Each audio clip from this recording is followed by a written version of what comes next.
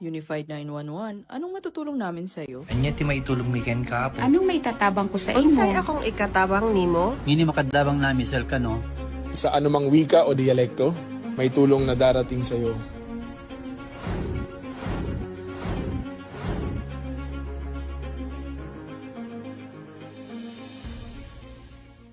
Lilingkod sa bawat Pilipino at magbibigay ng tamang impormasyon para sa tahimik at maayos na Pilipinas. Police News Network, alagad ng batas, tagapagtaguyod ng balitang pulis, sandigan ng mamamayan, patnubay ng katotohanan.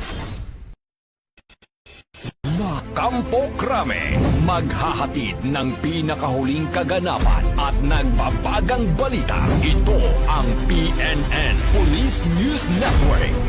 At ngayon, ang inyong mga tagapagbalita. Magandang hapon, Bagong Pilipinas. Ako ang inyong alagad ng batas, tagataguyod ng Balitang Pulis, Patrolwoman Sari Bernales. Maghahatid sa inyo ng tamang balita, kwento ng pulis at serbisyo para sa mamamayan. At ito ang PNP News Online, ang pangunahing balita ng Police News Network, alagad ng batas, tagataguyod ng Balitang Pulis.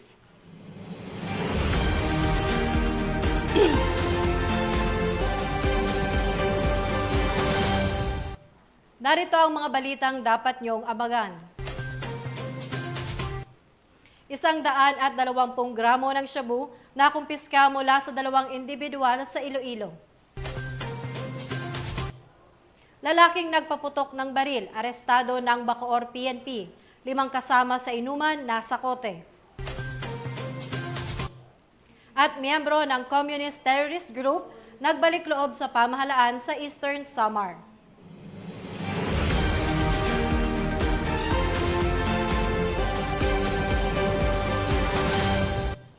Narito ang mga balitang hatid ng ating PNN correspondents mula sa iba't ibang panig ng bansa.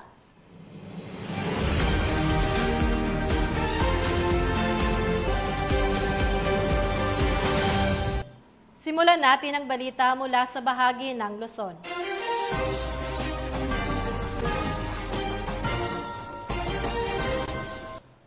Arestado ng mga tauhan ng Bacoor City Police ang isang lalaki matapos magpaputok ng baril sa gitna ng inuman, dahilan upang madamay at maaresto rin ang 5 niyang kasamahan. Ang detalye ng report mula kay Patrolwoman Priscel May Urbano.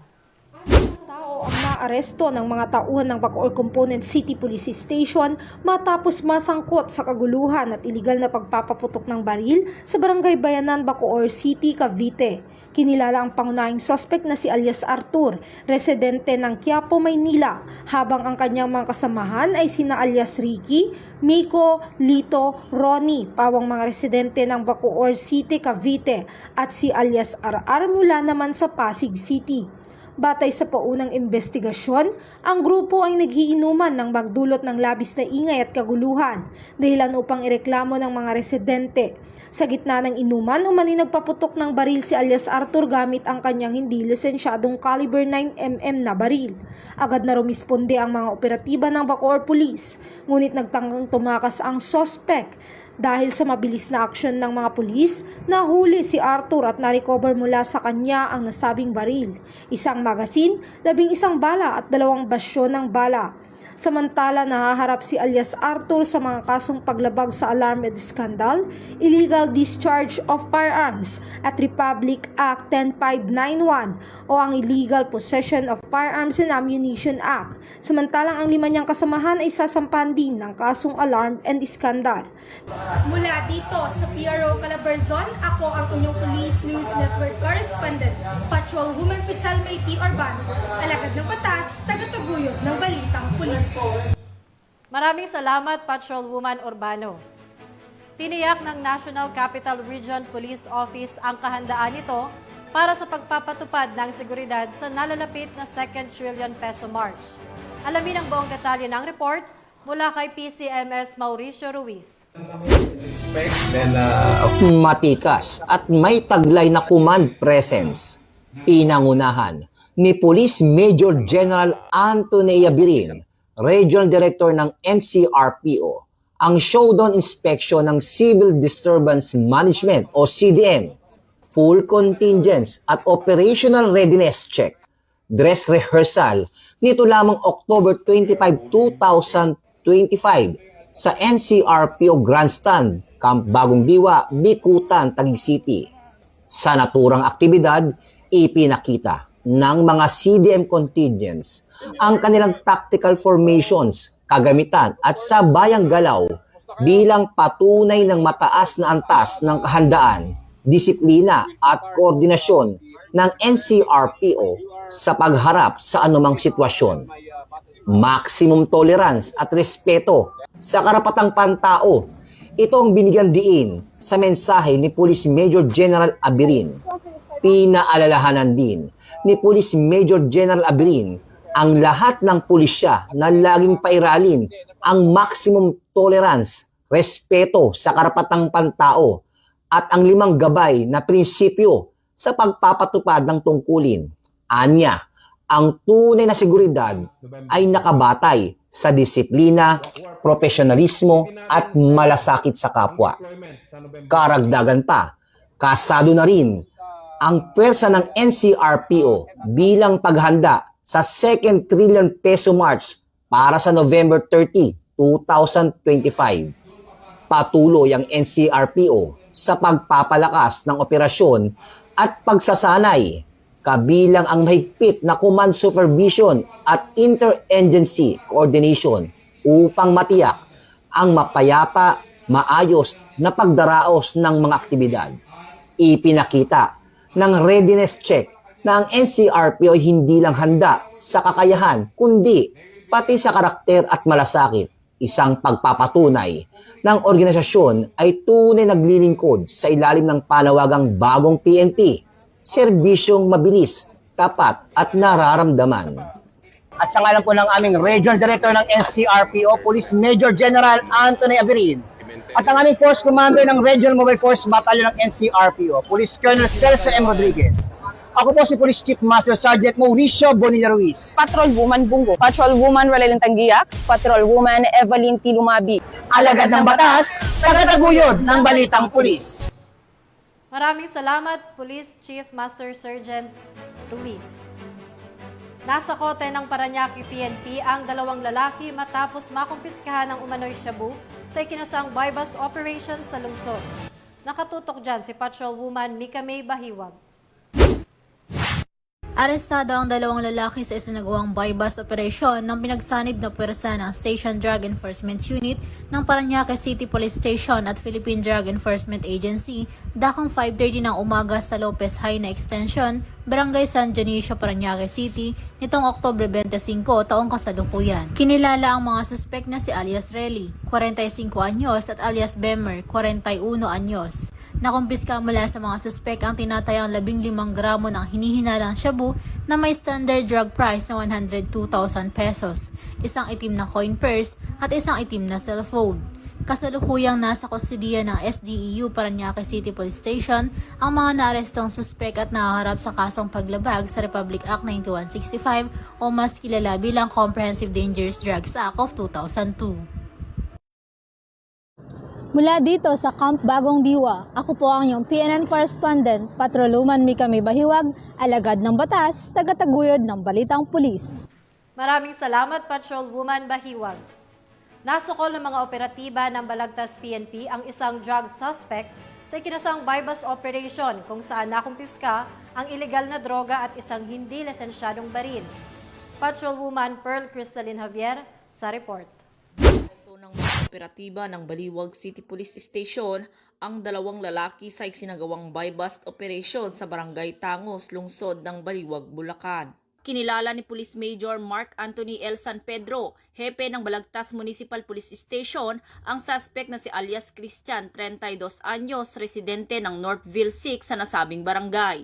Batay sa ulat, nakatanggap ng impormasyon ang mga tauhan ng Station Drug Enforcement Unit ng Baliwag City Police Station hinggil sa ilegal na aktibidad ng mga suspect. Dahil dito, agad na ikinasang operasyon na nagresulta sa pagkakaaresto ng 2. Nasamsam mula sa mga suspect ang 3 piraso ng heat-sealed transparent plastic sachet na naglalaman ng hinihinalang shabu at isang caliber 38 armscore revolver na walang serial number.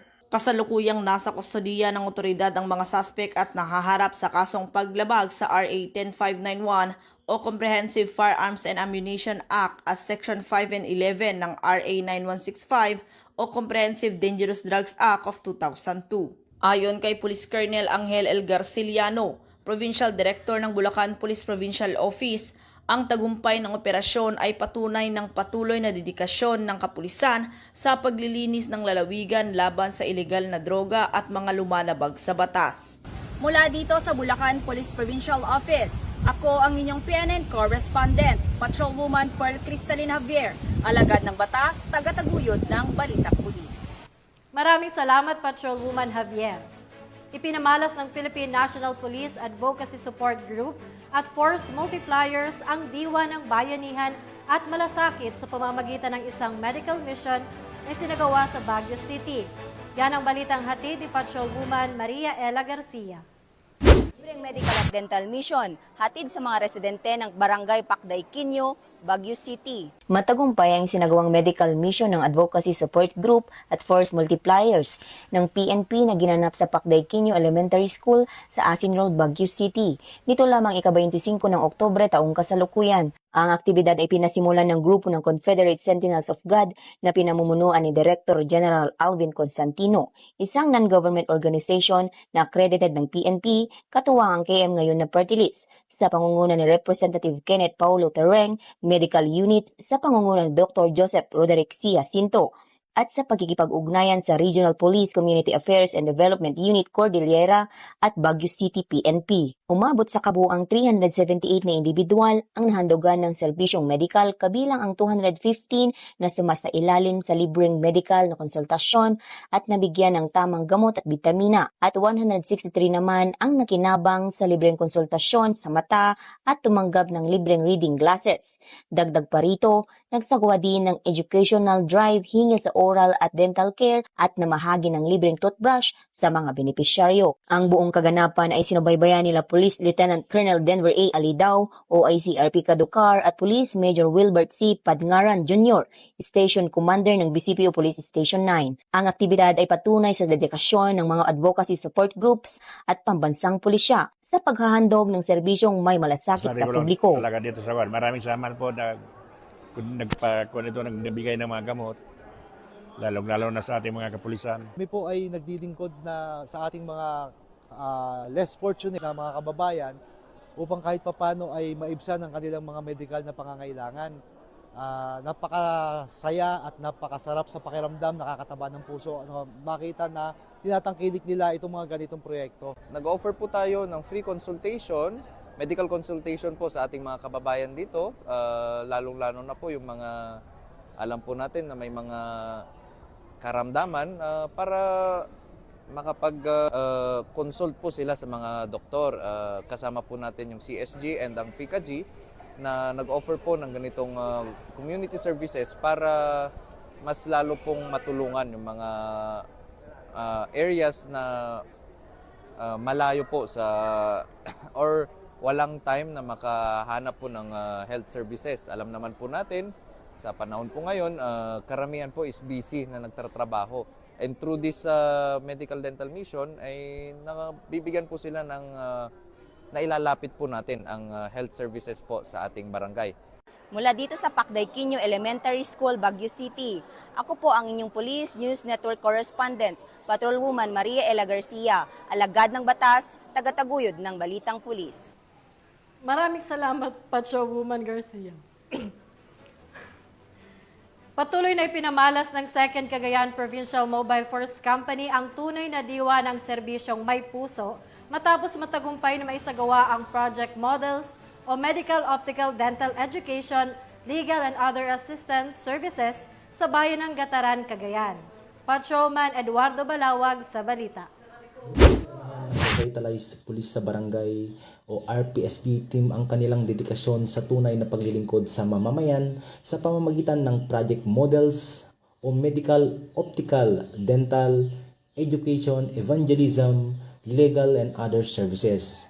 Sa matagumpay na isinagawa sa Barangay Tanggalan, Gataran, Cagayan nito lamang Oktubre taong kasalukuyan. Ang aktibidad ay personal na dinaluhan ni Police Colonel Mardito Gianguluan, Provincial Director ng Cagayan Police Provincial Office, bilang patunay ng buong suporta ng pamumuno sa mga inisyatibong naglalayong maihatid ang serbisyo ng pamahalaan hanggang sa mga liblib ng komunidad. Sa ilalim ng project models, isinagawa ang medical, dental at optical services para sa mga residente at sa katutubong agta. Gayon din ang libreng gupit, pamamahagi ng libro sa Tanggalan Elementary School at mga damit at pagkain para sa mga nangangailangan. Ang mga programang ito ay nagbigay ng ginhawa, pag-asa at inspirasyon sa mga mamayan ng lugar. Isa sa mga tampok sa bahagi ng programa ang Agtagat Talent kung saan ipinamalas ng mga katutubong agta ang kanilang mga talento sa pag-awit, sayawan at iba pang pagtatanghal. Sa pamamagitan nito muling naipakita ng likas na talino, kultura at sigla ng katutubo sa Tanglagan. Bilang pagtapos ng programa, ipinamahagi ni Police Major Jefferson D. Mukay, Acting Force Commander, ang pagpapatuloy ng ganitong mga inisyatiba at iba pang proyekto ng kanilang RPSB team na nakadeploy doon upang makatulong sa iba pang suliranin ng Barangay Tanglagan. Sa pamamagitan ng project models, ipinapakita ng PNP sa bawat sulok ng Cagayan, may pusong handang maglingkod sa kamay ng handang tumulong upang maihatid ang mga serbisyo ng mabilis, tapat at nararamdaman. Mula dito sa Lambak ng Cagayan, ako ang inyong Police News Network Correspondent, Patrolman Balawag, alagad ng batas, tagataguyod ng Balitang Pulis. Maraming salamat, Patrolman Balawag. Tunghayan naman natin ang mga balita mula sa bahagi ng Visayas.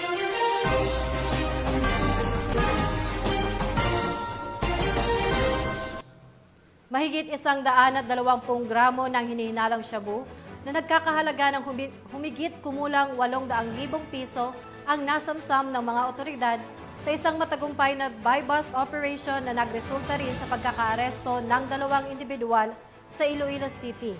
Nakibalita dyan si Patrolwoman Charmaine Balunsat. Arestado ang isang mekaniko at ang kasama nito sa ikinasang drug buy-bust operation ng Provincial Drug Enforcement Unit ng Iloilo Police Provincial Office, katuwang ang 2nd Iloilo Provincial Mobile Force Company at Estancia Municipal Police Station sa Barangay Takbuyan, Estancia, Iloilo, nito lamang 25 ng Oktubre taong kasalukuyan. Ayon kay Police Major Dadji de Lima, hepe ng Provincial Drug Enforcement Unit, kinilala ang mga suspect na sina alias Toto Boy, 39 na taong gulang, isang mekaniko at naitala bilang high-value individual, at si alias B-Boy, 31 taong gulang, may asawa na isang street-level individual. Ang mga arestado ay parehong residente ng nasabing probinsya. Nakumpiska mula sa mga suspect ang isang sachet na buy-bust item, 2 malaki at 3 regular size na heat seal transparent plastic sachet na naglalaman ng pinaghihinalaang shabu at iba pang mga non-drug items. Sa kabuuan, nasa humigit kumulang 120 gramo ng hinihinalang shabu ang nasamsam sa operasyon na nagkakahalaga ng tinatayang 816,000 pesos. Kasalukuyang nasa kustudiya na ng Estancia Municipal Police Station ang mga suspect at maharap sa kasong paglabag sa Republic Act 9165 o ang Comprehensive Dangerous Drugs Act of 2002. Ang matagumpay na operasyong ito ay patunay ng patuloy na kampanya ng mga kapulisan laban sa ilegal na droga para sa mapayapa at ligtas na komunidad, alinsunod sa isinusulong ng pambansang pulisya na bagong PNP para sa bagong Pilipinas, serbisyong mabilis, tapat at nararamdaman. Mula dito sa Western Visayas, ako ang inyong Police News Network Correspondent, Patrolwoman Charmaine Balunsat, alagad ng batas, tagataguyod ng Balitang Pulis. Maraming salamat, Patrolwoman Balunsat. Sa kulungan ng bagsak ng nakatalagang top 2 most wanted person matapos maaresto ng Toledo City PNP dahil sa kasong rape. Ang kabuuan ng balita mula kay Patrolwoman Flora May Asares. Mas reho ang top 2 most wanted person city level na may kasong paglabag sa Republic Act No. 8353 kaugnay sa Republic Act No. 7610 o Special Protection of Children Against Abuse, Exploitation and Discrimination Act. Matapos itong maaresto ng Toledo City PNP sa Barangay Bulongan, Toledo City, Cebu. Noong ika-24 ng Oktubre ng taong kasalukuyan, kinilala ni Police Lieutenant Rolando H. Baracchio, Chief of Police ng Toledo City Police Station, Cebu Police Provincial Office, Ang wanted na suspect na si alias Jevito, 29 anyos, na residente ng naturang lugar. Ang suspect ay naaresto sa bisa ng warrant of arrest para sa kasong paglabag sa Republic Act No. 8353, kaugnay sa Republic Act No. 7610 o Special Protection of Children Against Abuse, Exploitation and Discrimination Act, na kung saan wala itong rekomendadong piyansa. Samantala, kasalukuyang nakapiit sa Toledo CPS Custodial Facility ang suspect para sa dokumentasyon at tamang disposisyon. Ang kapulisan ng Toledo City ay walang tigil sa pagsasagawa at pagpapaigti ng kampanya laban sa namang uri ng kriminalidad upang masiguro ang kaayusan ng kanilang nasasakupan dahil sa bagong Pilipinas, ang gusto ng pulis, ligtas ka. Mula dito sa Cebu Police Provincial Office, ako inyong Police News Network Correspondent, Patrolwoman Florami Asares, alagad ng batas, tagataguyod ng Balitang Pulis. Maraming salamat, Patrolwoman Asares.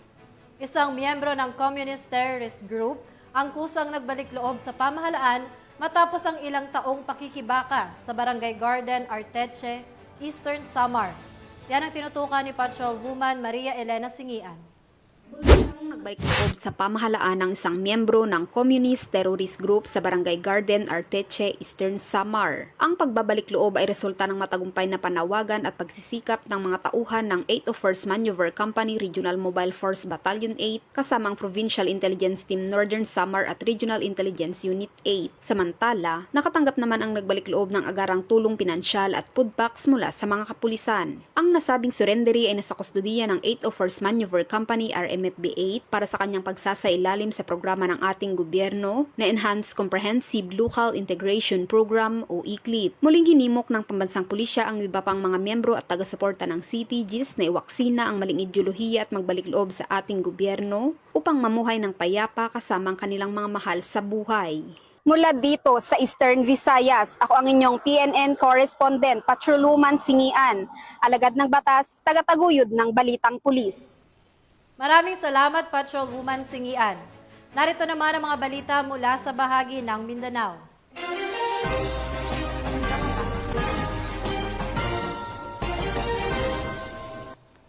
Walang takas ang isang delivery rider sa isinagawang buy-bus operation ng mga otoridad sa Pantukan, Davao de Oro.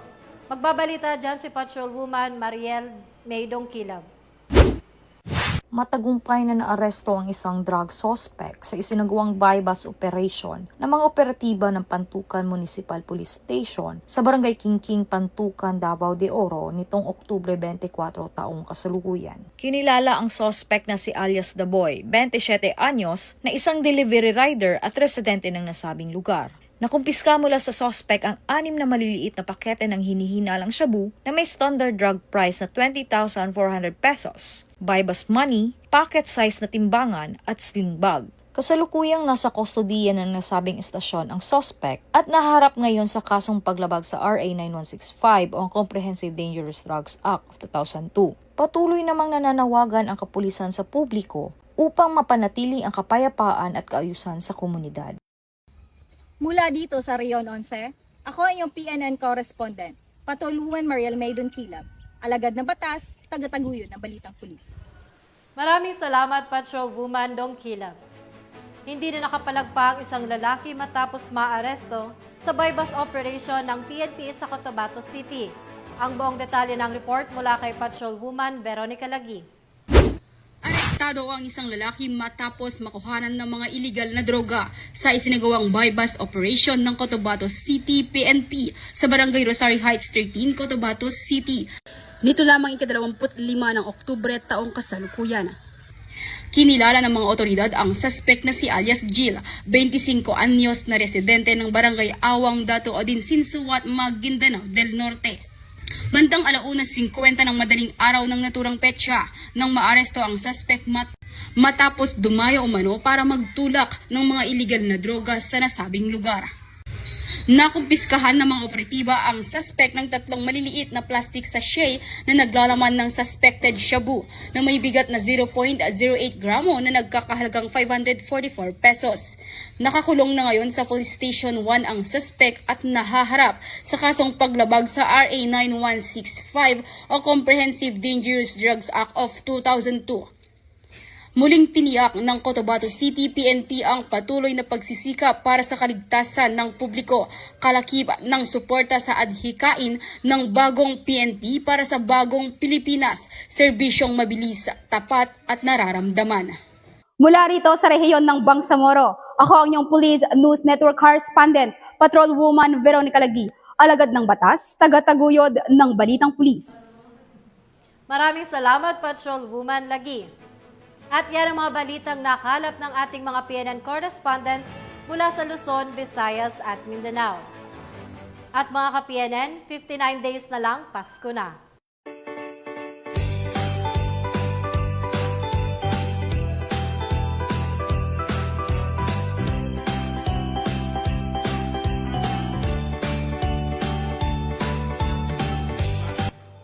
Sa ngalan ng pamunuan ng Philippine National Police sa pangunguna ni Acting Chief PNP, Police Lieutenant General Jose Melencio Nartates Jr. at sa pamumuno ni President Ferdinand Bongbong Marcos Jr., kami ay maglilingkod sa bawat Pilipino at magbibigay ng tama at balanseng balita. Kami ang bagong PNP para sa bagong Pilipinas, serbisyong mabilis, tapat at nararamdaman. Mula rito sa tanggapan ng tagapag-ugnay ng Pambansang Pulisya, ako ang inyong alagad ng batas, tagataguyod ng Balitang Pulis, Patrolwoman Sari Bernales. Maghahatid ng tamang balita, kwento ng pulis at serbisyo para sa mamamayan. At ito ang PNP News Online, ang pangunahing balita ng Police News Network.